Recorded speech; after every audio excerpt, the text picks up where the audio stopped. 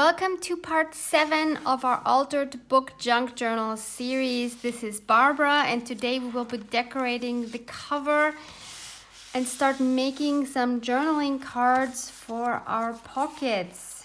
If you missed any of the other parts and would like to catch up, please check the link of the playlist below in the description box. I already picked out my cover focal image, which I will show you here shortly. It's part of a recent addition to the Digital Collage Club, which is an Art Nouveau Journal Kit. So these here are the papers you will find in the kit, and as always, this site as well as discount codes are linked below in the description box.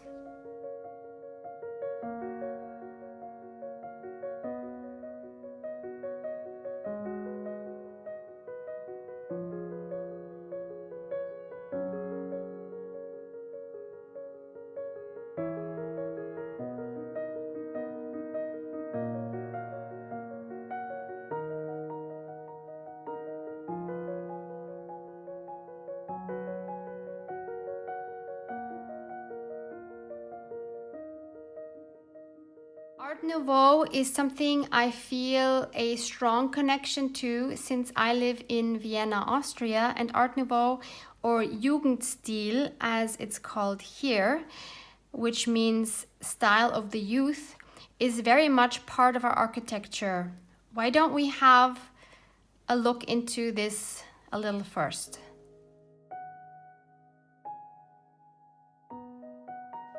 Art Nouveau is an international style of art, architecture, and applied art, especially the decorative arts. The style was most popular between 1890 and 1910. It was a reaction against the academic art, eclecticism, and historicism of 19th century architecture and decoration. It was often inspired by natural forms such as the sinuous curves of plants and flowers. Other characteristics of Art Nouveau were a sense of dynamism and movement, often given by asymmetry and the use of modern materials, particularly iron, glass, ceramics, and later concrete, to create unusual forms and larger open spaces. One major objective of Art Nouveau was to break down the traditional distinction between fine arts, especially painting and sculpture, and applied arts. It was most widely used in interior design, graphic arts, furniture, glass art, textiles, ceramics, jewelry, and metalwork. Vienna became the center of a distinct variant of Art Nouveau, which became known as the Vienna Secession. The movement took its name from Munich Secession, established in 1892. Vienna Secession was founded in April 1897 by a group of artists that included Gustav Klimt, Koloman Moser, Josef Hoffmann, Josef Maria Olbrich, Max Kurzweil, Ernst Stör, and others. The painter Klimt became the president of the group. The secession style was notably more feminine, less heavy, and less nationalist than the Jugendstil in neighboring Germany. The architect Josef Olbrich designed the domed secession building in the new style, which became a showcase for the paintings of Gustav Klimt and the other secession artists. Klimt became the best known of the secession painters, often erasing the border between fine art paintings and decorative painting.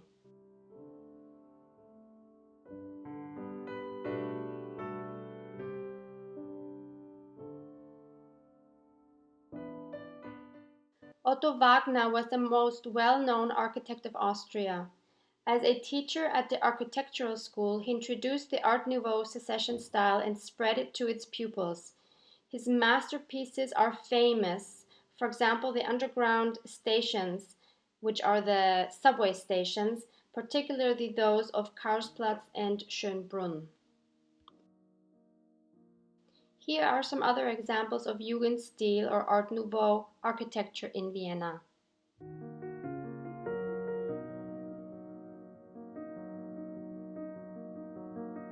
So I already have a few Art Nouveau focal points in my journal, like for example this one or these two.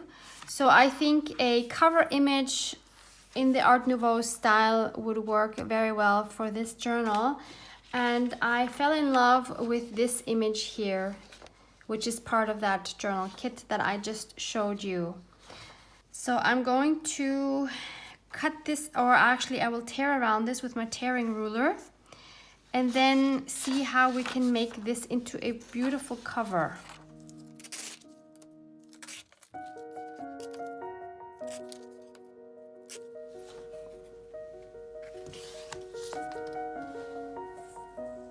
Since I've managed to stain my cover a little bit here while I was working on my pages, in the back as well, I thought maybe it's a good idea to use the same method on the cover that we've done on some of the backgrounds here, which was using the gesso like we have here.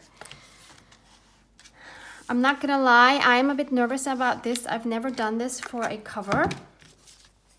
This could be a massive failure, but I'm thinking if I really do mess this up, then worst case would be I need to paint the whole cover. So I believe there is always a way to fix it. Let's be brave.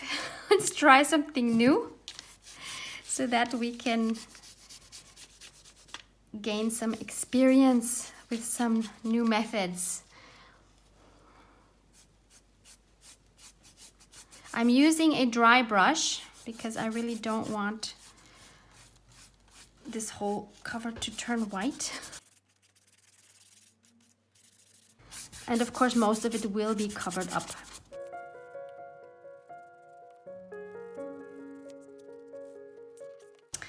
I'll put a little bit on the spine as well. I do still want to be able to read the title, but I want to, of course, make the cover look like it's one coherent piece. Not coherent, cohesive. I always mix up the two.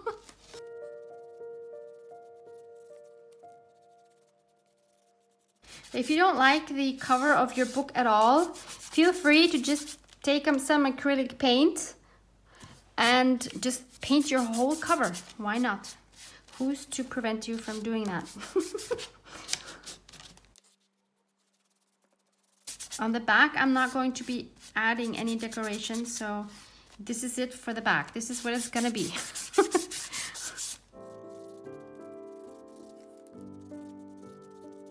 I think that's okay. I can't make up my mind if I want it to stay as white as this, and in real it doesn't look as white as it does on the camera, or whether I should add some tea dye on it with my soft blending brush. I think what I'll do to try it is I will try some on the back side, just starting with a little bit, and then if I don't like it, I can always just leave it on the back side and not do it on the front. I don't see a lot of difference, honestly. This doesn't look like it's doing anything. So maybe let's go darker. Let's try the vintage photo. Now this is something I should definitely be able to see. Not really. It seems like it's making the cover darker, but not really where I put the gesso. Not a lot. How interesting. Because usually the gesso picks up the distress stain quite nicely. Huh. Okay, so I guess there's no harm in doing it all over since you can't really see it anyway. I'll put it on one spot and then let's see if we can see a difference. Now you see I put it here. I didn't put it here. So I guess there's a bit of a difference, and there is more difference in real life than on a camera. So let's just do this for the whole cover. Maybe you already have a beautiful cover. You don't need to do anything. That's also fine. This is just if you want to add something experiment and have fun with your supplies. I know it's scary because you've put all this effort into your book, and if you now ruin the cover, then that of course would be very discouraging. But whatever you do, don't forget you can always cover it up, either by painting or by Mod Podging papers everywhere, or by just gluing some papers down in the middle. You could even cover it with some fabric. So there's no way you could actually ruin your book, but I do understand being a bit timid maybe. So this is a good start. We have our focal image. Of course, I'm going to ink around the edges. I'm taking my vintage photo and my other blending tool. I love the torn edges. And of course, we also need to think about what other elements can we add to the cover to make it more interesting. Because this here would be okay, but not super interesting, I think anyway. So I picked out a few elements that I thought maybe might work together. To start off with, I wasn't sure whether I might want to add some cheesecloth underneath the image. I'm still not sure. Maybe I will leave that decision for later. I'm not sure actually that I want cheesecloth here. I did pick out some lace, some flowers that maybe we could still color in. I have this beautiful trim here that I bought, I think, at a flea market here. I'm not sure. And I think this goes pretty well with our cover image. So one option would be to just have a part of it somewhere. The other option is to maybe put it along the edge here, but that might be a bit much, although I do love that. The image might be a bit big for that. No, I don't want to tuck it under. If we just put a part here, that would of course be easier. I also have this piece of delicate lace here. Of course, it's not big enough to go under the whole thing, but it could go under it partially. Something like this, which I rather like. Then we could put a piece of that here. We could add maybe some more yellow lace underneath, which is what we had inside as well. I like kind of putting something on the outside cover that we've already used inside to then just make it all work together. I like the yellow, bringing out the yellow in her hair. Then of course we have this lovely pink lace that we used as well. And then do we add a flower? That's a bit much.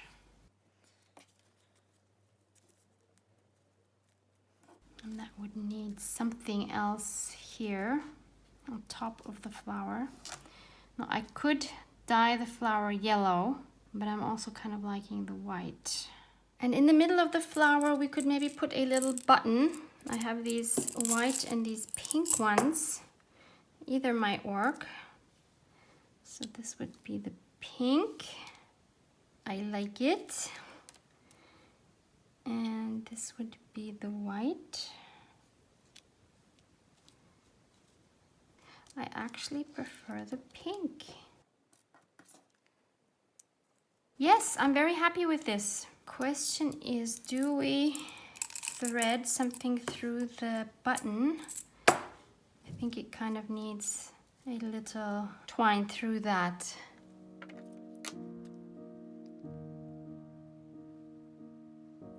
Do we make a bow or just a knot? Usually I would make a bow, but I'm thinking a knot might be enough because we have so much going on down here I don't think we need a bow. I think it might be too much. So I just made a double knot now. I'm going to cut these fairly short. Yeah, I'm good with that. I'm trying to decide whether I want to ink around the flower just a tiny bit. Maybe with the blending brush. Just really tiny, tiny accent. Yes, I think that's good. So something to help you with your composition. You need to first pick your focal point like I did. Once you have that, you see what colors are in the focal image. In my case here, I have some yellow, I have some pink, I have some red. Red I chose not to repeat anywhere here. I wanted to go with the softer colors. And then you just add some other elements to your cover, which incorporate some of these colors that will then bring these colors out more on your focal image. You can add lace behind it or not. You could maybe add some other decorative papers behind. You could just add some coffee dyed papers behind it, or cheesecloth, or any other patterned paper that you have that might have some of the colors that your image has.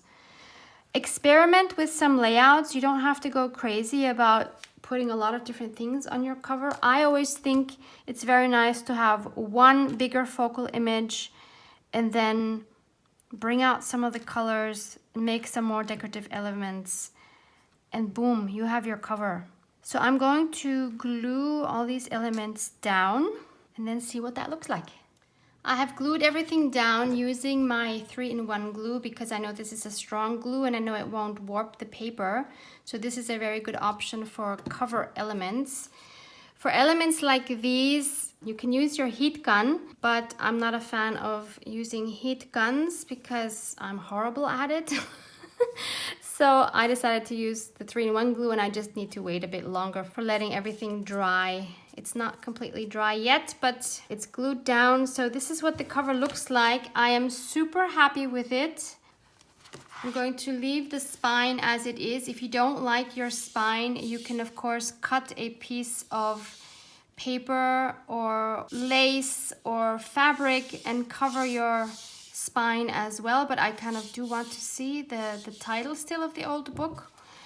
And the back I'm going to leave as it is. So I like that it's grunged up a little bit, it's distressed, and it just gives it a little more interest. I could have also taken a dry paintbrush and added maybe some of the blue that I have in here with streaks of, like very light streaks of paint around it as well. But I'm actually happy with the way it is. So now we can start making some of our journaling cards to go in the many pockets that we have. Some of the journaling cards I'm going to be collaging on. I actually found some stickers while I was looking for something else. I have these Victorian style stickers that I think I got a long time ago from Action that we have here in Europe. So unfortunately I can't link these for you, and I'm not sure I'm going to be using these, but maybe, because I think they go really well with some of the images that we have here in the book. So it's actually a fun mixture of different decades that we have here in the book. I think that's really fun. Not just different decades, but different areas of the world. I'm always a huge fan of keeping things international.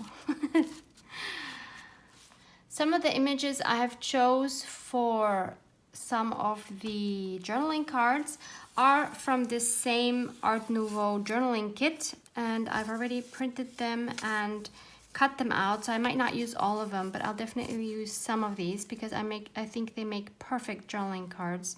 These are meant to be journal pages. I printed this at a smaller scale. I think this was 80%. So, and I think they're just beautiful. Love this one. This one. like a blank one. This might be good for a back side of a journaling card. And I really love these two as well. So these are very simple. I'm not sure I'm gonna do much else to these. Decorating, I mean. But I'm definitely going to back them, of course, with something. This is also maybe more a back side of a journaling card rather than a front. But all of these here, I believe, are beautiful fronts. So these are 6.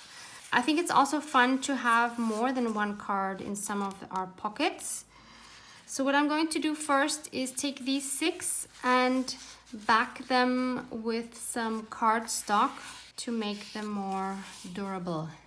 I'm going to use this 200 GSM beige marbled cardstock. I got this locally, so unfortunately I cannot link this. Another option for you would be to use some of your book pages that you've torn out of your book. Depending on how thick they are, you could glue maybe 2 or 3 together. And then, especially when you have journaling cards like these where you can actually journal on this side, you could just glue this on, use that for journaling, and then have the book page on the back side, which is very nice as well. Or, of course, you can also cover then the book page with some coffee or tea dyed paper as well, or some other patterned paper. That would work too. I might do some of these as well. But I'm going to start off with just gluing these 6 here on this cardstock, cutting them out, and then I'll ink them up. And then I think there's not much else that I need to do to these 6. So I've mounted all of my images on this marbled cardstock. I have inked all the edges front and back, and I have used my small 4mm corner rounder. I will link one of these for you. What was I saying? I used my 4mm corner rounder to round all of the corners on all of these journaling cards except this one, because I decided with this design I didn't want to have the rounded corners. Now, these look great. I think they're absolutely beautiful on the front, but maybe you think the back sides are kind of boring because they're all just very plain. Now, we did say these are journaling cards and we want space to journal, but that doesn't mean they have to be this plain. So what are our options? I have one here in particular, which has this line here, which I didn't see before. That's because the cardstock I have is not new cardstock. I stole that from my previous work from school because we were printing certificates with these, and these were the cutoffs actually. So the printer had gone through these, and sometimes the printer has left a mark like this. So what could we do? We could cry. It's not gonna help a lot. Or we could think about how can we cover this up in a nice way so that nobody would suspect we're actually covering something up, but we're actually decorating the card to just give it a little bit more interest. So one of the many options that we have is to maybe use some washi tape on the back. I picked these two.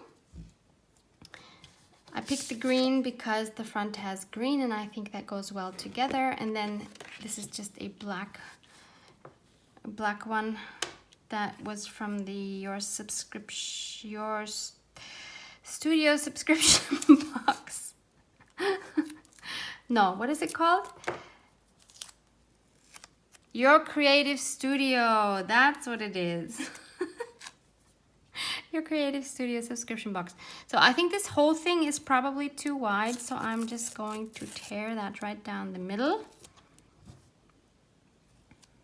We have a nice torn edge.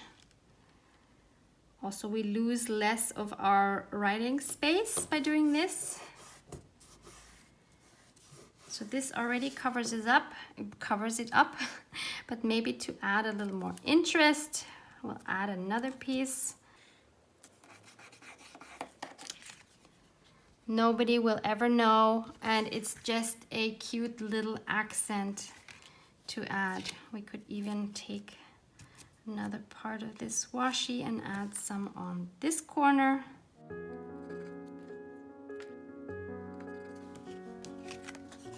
There, so that's our journaling card now. Another background option would be to make a faint stamp imprint. Let's take this one. I have a stamp here from Crafty Individuals, which looks like this. The number is CI 214. I will link their website down below. So this is that. So these you have to mount yourself, by the way. If you order any of these, you have to order some foam. They have foam sheets where you can mount these on, but you have to mount them yourself. So I'm going to do this with my Memento Espresso Truffle ink. I know that my ink is fairly dry, so I know it's not gonna give me a very strong print, which is exactly what I want. If you're not sure how dark your ink stamps, then it's probably good to do a test stamp on a separate sheet of paper. Actually, I might do that just to be sure. You could always use this second imprint of your stamp. Actually, this is quite strong, so I'm glad I did that. So that's what that looks like. And without putting more ink on it, I'm going to stamp it in the middle of my journaling card. Now I'm gonna press down hard because I do want to see it. Oh, it's still pretty strong. Okay. So here you can see this is very strong to still journal on. Wow, and that's a second generation print. So what can we do? Either we say, well, we have the option with this one, because there is space here. We could say, we could just leave it because there's enough journaling space here, and we have this nice imprint here, but somehow it still seems weird. So we can put some gesso over it. Let's do that. I'm going to use my finger for this.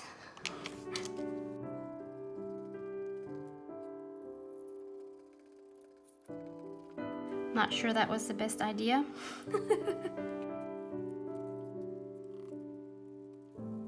This is a dry baby wipe, so actually that works pretty well too.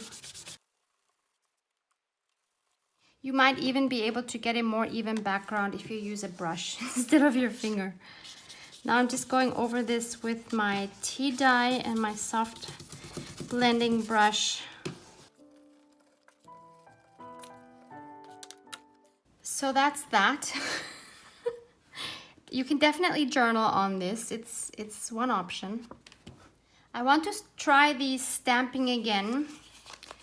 Maybe we will take this one this time. And I want to try this stamp, which is also from Crafty Individuals. It is called CI 378. Beautiful bird. Maybe I can do a better job this time. So I'm stamping it on a paper first. Maybe even a second time. Now let's try it here. Third generation stamp. That's perfect. This is what I was after. So this is a nice faint impression. Of course, it's going to look different with every ink you have, so always try a few times on a piece of paper so that you know which generation stamp is going to be the right one for the ink that you're using. But this is perfect. Something else that could be fun on the back of your journaling cards is stenciling. Let's try these. Let's try this one on here. Going to use my blending brush and my vintage photo. Oh, and I see this is kind of broken. Okay, we'll try it anyway, or we'll try a partial partial one that it doesn't matter. Like that. Oh no, I moved it. Ah. It would have been so nice if I wouldn't have moved it. This one is fine, but here I moved it. Oh well. Well done, well done. Can I put this over it? Okay, I'm gonna try to save this. It's a better idea to put some washi or something to secure your stencil. I'm not sure if that made it worse or better. Actually, all right, since we're already messing around here, let me try something.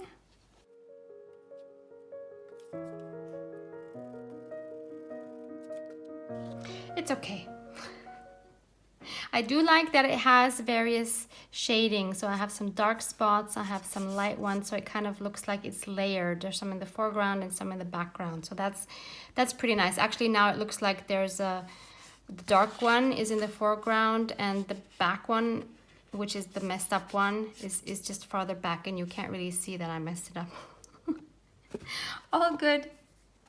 Let's try. Maybe we'll take this one and let's try the other stencil, which should be easier. Maybe I put this on a paper.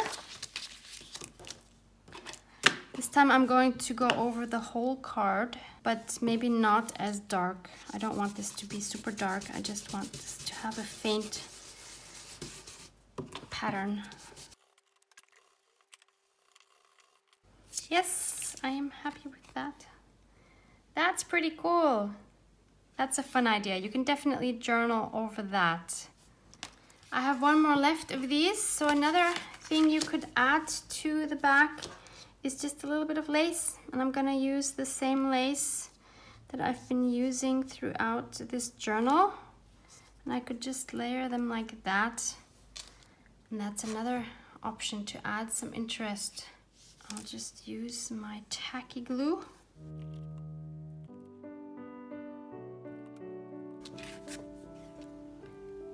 Like that. So that's 6 journaling cards. They're all different on the back. Now we can add these to our journal. In the meantime, this has completely dried, so that's awesome.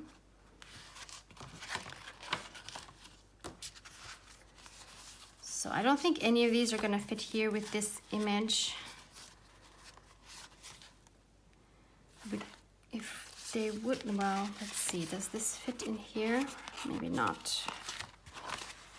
Let's pop it. Oh, it does. So this is an option. It's actually nice that 2 greens here work well together.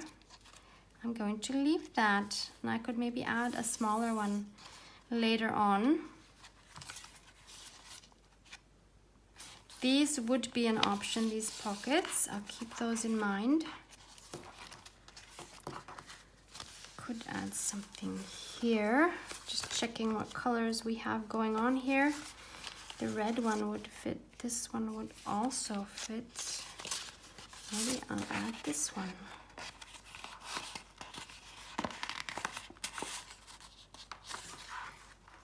That works. You could also, of course, use it more like a tag and add a nice topper here. Maybe I will do that later. These, of course, would be perfect. Maybe we can add these 2. 1 and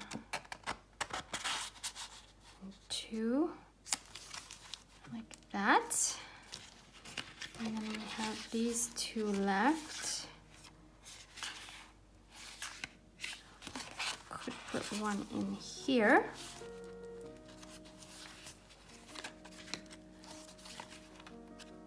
This one might work here. Might also work well here with this there.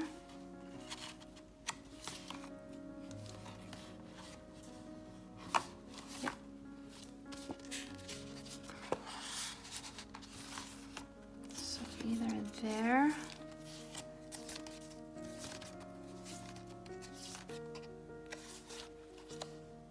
Yeah.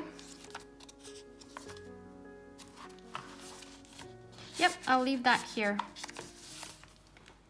Okay, they all have a home now. We just have a few more to go. In the next episode, which is going to be the last episode in this series, I'm going to be finishing up my journaling cards, and I will think about what kind of closure I can add. And then we'll have a final flip through of the journal. So I hope you're still having fun following along, and I hope to see you in the next one. Thank you so much for hanging out with me. Love you guys. Mwah, mwah.